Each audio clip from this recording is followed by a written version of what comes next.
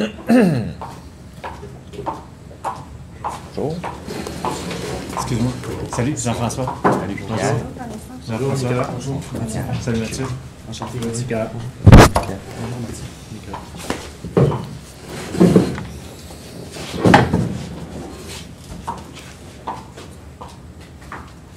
Bonjour et bienvenue au cours des finances de marché. Préférez-vous les instructions en français?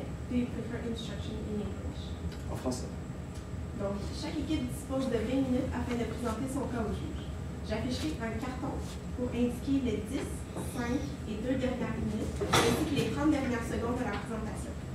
Lors des 10 dernières secondes du discours, j'indiquerai à l'aide de mes deux mains le nombre de secondes restant. Si vous n'avez pas terminé votre présentation après 20 minutes, elle sera arrêtée pour passer à la période de questions. Une période de questions d'une durée maximale de 5 minutes est allouée au jury à la fin de la présentation. Je tiens à rappeler au jury qu'il est obligatoire de poser au moins une question lors de cette période. Veuillez noter que vous ne pouvez en aucun cas dévoiler le nom ou encore la provenance de votre université à risque d'être disqualifié. Aussi, j'aimerais demander au public d'éteindre la sonnerie de leur téléphone cellulaire. Je vais maintenant laisser les juges se présenter et ensuite, vous pouvez débuter votre présentation. Donc, bon matin. Jean-François Girard, gestionnaire de portefeuille chez Valeurs Mobilières Desjardins. Bonjour, Pierre Lacroix, gestionnaire de portefeuille chez Valeurs Mobilières Desjardins. On gère passablement d'actifs. On investit directement en actions obligations. On a des formations de CFA. Et bonne chance. Mon nom est Nicolas Girard. Je suis dans l'équipe de gestion de portefeuille avec Pierre et Jean-François chez Valeurs Mobilières Desjardins. Bonjour. Nous autres, on est ici pour présenter nos recommandations face au cas de Deluxe Metal. Je me présente, moi c'est Mathieu Dorvert, voici mes collègues Simon Kennel et Vanessa Lama. Pour cette présentation. Donc, notre mandat dans cette présentation-là, premièrement, c'est d'évaluer vos besoins de placement dans votre portefeuille. Ensuite, d'évaluer la santé financière de votre entreprise. Et à partir de ce qu'on va évaluer dans ces deux sujets-là, on va vous amener nos recommandations par rapport à vos placements, notamment aussi au niveau de l'entreprise. Maintenant, au niveau du plan de la présentation, premièrement, on va vous faire la politique d'investissement de votre entreprise. Par la suite, on va vous apporter une politique de placement par rapport à votre portefeuille qu'on va évaluer, puis on va vous apporter également nos recommandations sur ce portefeuille-là. Puis, ensuite, on va faire une analyse des états financiers de l'entreprise dans lequel vous avez placé vos actifs. Et puis, finalement, on va vous apporter nos recommandations par rapport à ce qu'on va avoir analysé de ces trois aspects-là. Donc, pour commencer avec la politique d'investissement, vos caractéristiques générales, premièrement, vous avez 62 ans, vous voulez prendre votre retraite dans 2 ans, donc à 64 ans. Ensuite, vous avez une relève assurée, donc vous voulez rester actif actionnaire dans l'entreprise, mais non actif. Et puis, comme je viens de dire, dans le fond, votre objectif, c'est de demeurer actionnaire dans cette entreprise-là. Donc, au niveau des besoins en liquidité, donc pour les 3 premières années de la retraite, vous vouliez des besoins en liquidité, puisque vous voulez aller en Floride, de 1 million par année. Ensuite, de 65 à 75 ans, vous vouliez des besoins en liquidité de 500 000 $ par année. Donc, on a évalué qu'au bout de 10 ans, vous alliez avoir besoin de 8 millions de dollars en liquidité. Donc, ce qui nous vient à l'horizon de placement. Donc, l'horizon de placement qu'on a priorisé, c'est un horizon qui va être de 10 ans. Un horizon qui va nous permettre d'aller chercher dans les obligations en liquidité qui totalisent 8 millions de dollars. Par rapport pardon, je comprends. Donc, l'horizon de placement qui est de 10 ans, on va aller chercher les liquidités qui sont dans les obligations à 8 millions de dollars, comme je viens de dire. Finalement, on va faire une réévaluation de vos besoins. C'est sûr qu'on était limité dans les connaissances de votre dossier. Est-ce qu'on voulait léguer des actifs à la famille? Ça, il faudrait en rediscuter éventuellement pour éventuellement reviser cette politique de placement-là. Donc, après 10 ans, ce qu'on peut faire, c'est vraiment s'asseoir puis regarder, est-ce qu'on fixe de nouveaux horizons de placement? Puis, au niveau de votre tolérance au risque, on a qualifié d'une tolérance moyenne. C'est sûr qu'en investissant dans une seule entreprise, c'est sûr qu'on limite la diversification du portefeuille, mais vous avez aussi des titres qui sont à revenus fixes. donc des titres qui sont plus sécuritaires. Donc, si on fait la moyenne entre les deux, on va dire que votre tolérance au risque est plutôt moyenne. Maintenant, au niveau des contraintes, c'est sûr que comme vous favorisez beaucoup au niveau des actions dans l'entreprise, être actionnaire de cette entreprise-là, c'est sûr que ça va être une contrainte de garder les actifs dans cette entreprise-là, mais on va vous apporter des solutions qui vont vous permettre justement de contrer le risque d'un portefeuille qui est peut-être moins diversifié en gardant les actifs dans l'entreprise. Pour enchaîner sur ce que ma collègue avait juste de mentionner, donc là, avec la politique d'investissement qu'on vient juste de vous présenter, on va enchaîner avec une politique de placement qu'on va vous présenter. On vous avait montré premièrement l'argent que vous avez dans vos CA, dans vos REER, dans vos comptes courants, etc. On va évaluer ça, puis par la suite, on va aussi regarder les stratégies d'options que vous étiez intéressés, que vous nous avez présenté les informations. Donc, pour commencer, on veut juste présenter, premièrement, les facteurs de risque que mon collègue Simon va mentionner. Bonjour. En fait, au niveau des facteurs de risque de votre entreprise, on va séparer ça en plusieurs niveaux. Donc, premièrement, les facteurs qui sont plus liés à l'industrie, ceux qui sont propres à l'entreprise, puis les facteurs qui vont être entre les différentes compagnies dans votre industrie, qui vont être liés avec ceux microéconomiques aussi. C'est important, comme ma collègue l'a dit auparavant, c'est important de savoir qu'on va réévaluer ces risques-là au fur et à mesure que votre politique de placement et vos investissements se modifient dans le temps. Ensuite, pour parler des facteurs macroéconomiques, dans l'industrie dans laquelle vous, en fait, ça nous a été donné, on a recherché que les facteurs macroéconomiques de risque allaient être surtout liés à l'entreprise, en fait, au secteur qui est vraiment cyclique. Donc, que pendant certaines années, il y a un fort essor dans votre industrie, puis pendant plusieurs autres années, quand l'économie va super bien, le gouvernement arrête d'investir dans les infrastructures. On a aussi décelé qu'il y avait beaucoup de nouveaux entrants dans votre industrie. Donc, on parle de compagnies qui viennent du Mexique. Donc, les accords de libre-échange vont être négociés dans le futur entre les gouvernements, ou même entre les entreprises, vont avoir de gros impacts sur les activités de votre entreprise. Puis, d'un même accord, les lois et les réglementations de votre gouvernement, ou même des gouvernements dans les secteurs ou dans les pays auxquels vous faites vos affaires, vont avoir beaucoup d'impact sur vos opérations. Ensuite, au niveau de l'analyse microéconomique, au niveau des risques, on est allé avec une analyse de 5 forces de Porter. Donc, au niveau des menaces des nouveaux entrants, donc on a vu qu'il y avait un nouvel entrant qui avait ralenti la croissance de votre entreprise au niveau du chiffre d'affaires dans les dernières années. Aussi, au niveau des menaces des produits substituts, donc vous œuvrez dans la transformation d'aluminium pour fabriquer des poutres de métal pour différents secteurs d'entreprise. S'il y a une entreprise qui eux, œuvre avec d'autres matières premières, mais ça pourrait complètement remplacer vos poutres à vous. Au niveau des pouvoirs de négociation des clients, évidemment, c'est mentionné qu'il y a un crédit d'impôt en ce moment qui va revenir en vigueur. Puis on a vu justement l'impact de ce crédit d'impôt-là qui avait disparu dans la dernière année, qui avait ralenti justement la croissance de votre chiffre d'affaires. Puis sinon, au niveau du pouvoir de négociation des fournisseurs, c'est tout simplement par rapport à la fluctuation du prix de l'aluminium. Donc, plus l'aluminium augmente, plus les fournisseurs ont un impact, en fait, plus ils vont vous charger cher. Puis si vous avez seulement une matière première, seulement que de l'aluminium, en fait, ils vont dicter le prix auquel ils vont vendre vos matières premières. Puis, évidemment, là où le macroéconomique vient rejoindre le microéconomique, s'il y a des nouveaux entrants, il y a de la nouvelle compétition, donc ça peut être plus dur d'avoir une structure de prix qui est compétitive. Donc, la rivalité entre entreprises va être omniprésente dans le futur. Au niveau du pouvoir de négociation entre les clients et les fournisseurs, en fait, par rapport à vous versus les clients et vous par rapport à vos fournisseurs, donc, il y a différents facteurs qui rentrent dans ces catégories-là. Justement, j'ai parlé du crédit fiscal avec vos clients, mais aussi votre structure de coût, ça va être important de la revoir année après année et même plusieurs fois dans la même année pour être sûr de rester compétitif dans votre marché. Puis, votre nombre de compétiteurs, donc on va voir l'évolution de ce nombre de compétiteurs-là versus les nouveaux entrants qui vont rentrer dans le marché. Les parts de marché que vous allez pouvoir aller chercher ou potentiellement à perdre dans le futur. Au niveau de votre ratio de force avec les fournisseurs, évidemment, c'est super lié avec la fluctuation du prix de l'aluminium. Donc, plus le prix de l'aluminium augmente, plus vous allez devoir payer cher vos matières premières auprès de vos fournisseurs. Donc, il y aurait potentiellement besoin d'une diversification au niveau de vos opérations. Peut-être d'aller voir au niveau de la recherche et développement si vous ne pouvez pas commencer potentiellement, progressivement, à aller fabriquer vos poutres avec d'autres matériaux pour minimiser ce risque-là de la fluctuation du prix de l'aluminium.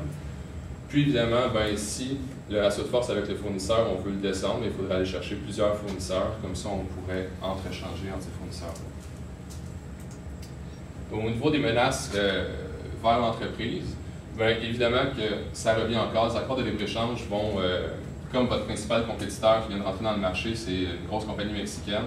Donc, si ça s'est renégocié aux États-Unis où vous faites c'est votre principale source de revenus, mais ça va avoir de gros impacts sur vos ventes. Donc, la possibilité de nouveaux compétiteurs que ça va amener. Puis, évidemment, qui dit nouveaux entrants dans votre marché, dit possibilité d'avoir des produits substituts qui vont venir compétitionner avec les vôtres. Ce qui vient de mise par rapport aux activités de votre entreprise, c'est aussi par rapport à vos politiques de placement individuelles. Donc, le fait que votre industrie soit cyclique, qu'il y ait de fortes variations puis que ça affecte votre croissance ou décroissance de votre chiffre d'affaires, ça va apporter des rendements inégaux par rapport à vos opérations, mais par rapport à vos placements aussi. Donc, si vous, en ce moment, la majorité de vos placements sont dans votre entreprise, donc si jamais vous voulez avoir une structure de placement qui est égale, il faudrait justement aller diversifier. Même si vous voulez rester principal actionnaire de votre entreprise, il faudrait aller voir d'autres actifs, d'autres catégories d'actifs dans le futur. Pour enchaîner sur qu'est-ce que mon collègue vient juste de mentionner, à titre indicatif, on va vous présenter les rendements du S&P 500 les 5 dernières années, ainsi que le rendement du TSX 60 les 5 dernières années. Vous avez remarqué, on a annualisé les rendements. Par la suite, on a marqué l'écart type, donc le risque de chacun des indices, suivi du ratio de Sharpe qu'on a calculé. Donc, le ratio de Sharpe, évidemment, c'est le niveau de rendement qu'on va avoir par unité de risque.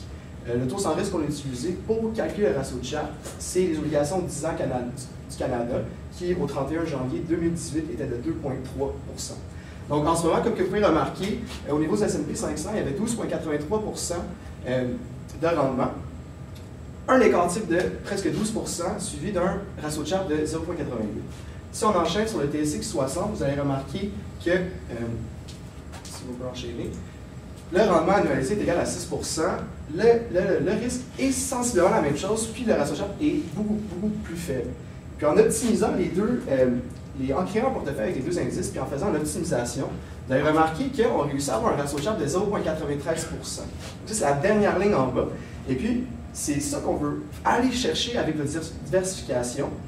Dans le fond, on a remarqué que vous avez 22 millions dans votre compagnie à vous. Ça, c'est un énorme risque que vous encourez vous-même. Nous autres, on a décidé que, comme que ma collègue avait mentionné, votre risque à vous est votre tolérance au risque, excusez-moi, est modérée. Est-ce que vous avez beaucoup d'argent, vous avez 8 millions dans les obligations, vous avez 52 000 dans les revenus fixes, et le restant est dans votre compagnie à vous. Et puis, comme qu'on n'arrête pas de comme qu'on mentionne, on croit fortement que vous devriez faire une diversification vis-à-vis des indices, comme qu'on a mentionné juste ici. On pense aussi qu'il y a des possibilités de faire du hedging vis-à-vis le dollar américain, parce que, par exemple, vous avez 50% de vos opérations de votre compagnie aux États-Unis. Si on achète, comme on voit ici, 27% du S&P 500 puis 73% du TSX 60, mais il y a des ETF qui sont hedgés contre le dollar américain, puis ça pourrait être une autre possibilité pour vous. Donc ça, c'est à titre indicatif pour la diversification. Et puis, qu'est-ce qu'on souhaiterait faire au niveau de ce que vous détenez présentement dans vos différents comptes? Premièrement, c'est de maximiser votre SCI. Vous avez présentement 52 000 dans votre SCI. On ne sait pas si vous l'avez maximisé ou pas. On aimerait ça avoir cette information-là, mais probablement pas. Et puis, vous avez des revenus fixes. Ce qu'on voudrait faire, c'est qu'on voudrait changer ces revenus fixes-là pour des revenus, pour des placements où est-ce que des gains en capitaux pour aller maximiser les gains et payer le moins d'impôts possible. Par la suite, ça serait de réduire progressivement la participation dans l'entreprise, votre 20 millions. Ça serait de faire une réduction progressive au fur et à mesure des années. Comme on vient de mentionner, nous autres, on croit fortement dans la diversification. Et puis, on ne pense pas que c'est parce que l'entreprise ne va pas bien ou qu'elle ne va pas bien. On comprend complètement que vous vous avez confiance dans votre compagnie, vous croyez dans votre compagnie, et puis ça, c'est uniquement pour garantir votre santé financière pour les années à venir. Puis comme que ma collègue a mentionné, si jamais vous avez des enfants ou de la famille où est-ce que vous voulez laisser un héritage, c'est important de pouvoir garantir cet héritage-là à votre famille. En ayant 22 millions dans une compagnie, si demain quelque chose arrive, l'ALENA est modifiée comme Caroline mentionne, vous avez beaucoup de misère avec vos opérations aux États-Unis qui comptent pour 50% de votre business, et puis que vous perdez beaucoup d'argent dans votre compagnie, vos actions perdent beaucoup de valeur, mais là, vous mettez en péril votre héritage potentiel ou votre santé financière à vous-même. Donc, c'est pour ça qu'on veut vraiment essayer d'aller diversifier et qu'on veut progressivement réduire la quantité d'actions que vous avez dans votre compagnie à vous. Et puis, par la suite, c'est de diversifier votre compte REER. Vous avez 2 millions d'actions dans votre compte REER présentement, qui est vos actions de votre compagnie de luxe métal. Mais nous autres, on pense qu'on pourrait commencer avec ça, c'est de commencer à liquider la position de 2 millions et de faire une diversification dans ce compte-là pour, par la suite, aller chercher progressivement plus de diversification avec le 20 millions que vous aviez dans votre compagnie.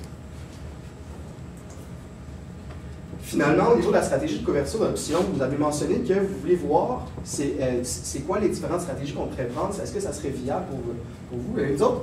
Premièrement, au niveau de la stratégie, on pense qu'en utilisant la stratégie d'options, on va minimiser les pertes dans la dépréciation de votre compagnie. Donc, en allant chercher une option de vente, on se couvre contre la perte de la valeur de votre compagnie.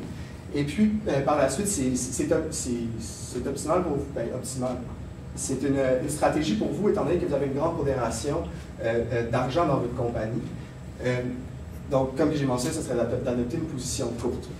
Et puis, à titre indicatif, pour que vous puissiez comprendre visuellement, on a une stratégie de synthetic short stock, où est-ce qu'on achète un put et puis on vend un call, désolé mon anglicisme, si je le répétais en français, une option de vente.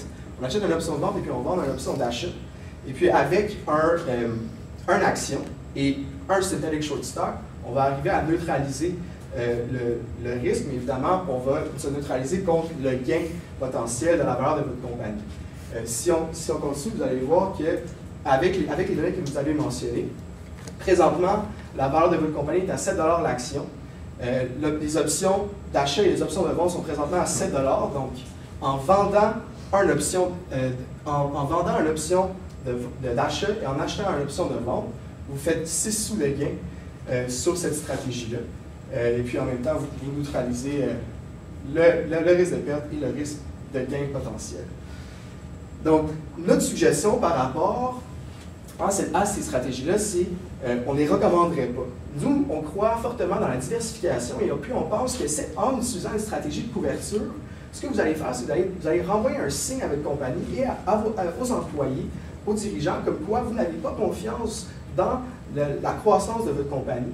Et on pense que ça pourrait être un facteur détriment dans le moral et la motivation de ceux-là.